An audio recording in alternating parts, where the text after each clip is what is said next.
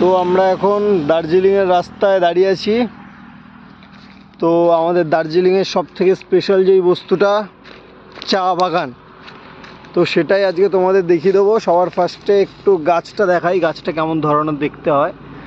তো গাছটা ভালোভাবে দেখে নাও, এইটা হচ্ছে আমাদের চা পাতা গাছ, এরকম টাইপসের। এই যে কোনো রকম ফুল গাছে দেখতে পাচ্ছি না, অনলি ওয়ান শুধু পাতাই হয়। অ্যান্ড এই যে চা বাগান, খুব দারুণ। আমার ইচ্ছা হচ্ছে আমি ভেতরে ঢুকে যাই, গলিতে গলিতে ঢুকে তোমাদের সবাইকে দেখাই, কিন্তু ব্যাড লাক, লোক আবার কি বলবে কি না, আমি তাই জন্য প্রপারলি ঢুকতে পারছি না।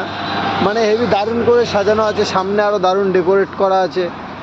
যদি দেখা যাক, রিস্ক নিচ্ছি যতদূর ঢোকা যায়। লোকের বাগান, ঠিক আছে, চোর ফোর বলে না কেলায়, ঠিক আছে। চারিদিকে মানে অনেকটা জায়গা নিয়ে চারিদিক শুধু চাষ, শুধু চা বাগান আর চা বাগান। এটা আমার ছোটোবেলার দিয়ে দার্জিলিং অনেক শুনেছিলাম, আমার দেখার খুব ইচ্ছা ছিল। আজ আমি নিজেও দেখছি, তোমাদেরকেও দেখিয়ে দিচ্ছি। কবে আসা হবে কি না হবে কোনো ঠিক ঠিকানা নেই। মানে বেশ সুন্দর, মধ্যেখান দিকে দারুণ রাস্তা চলে যাচ্ছে অনেক দূর পর্যন্ত, অনেক দূর। আমি মানে শেষ দেখতে পাচ্ছি না, এত দূর পর্যন্ত চাষ, এদিক আমি মানে চারিদিকেই কোনো শেষ নেই, এমন চাষ।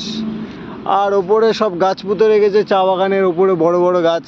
আই হোপ ছায়া ফায়া মনে হয় গাছগুলোর জন্য দরকার হয়, জানি না আমি ঠিক মতো। যাই হোক, আর একটু আগে গিয়ে দেখাচ্ছি। খুব দারুণ, মানে সামনে এলে খুব দারুণ লাগবে।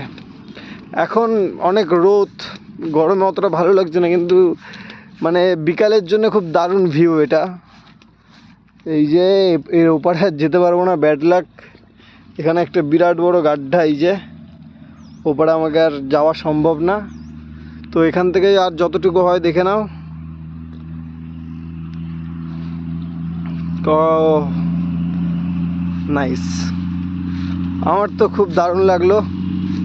জানি না তোমরা কেমনভাবে দেখছো।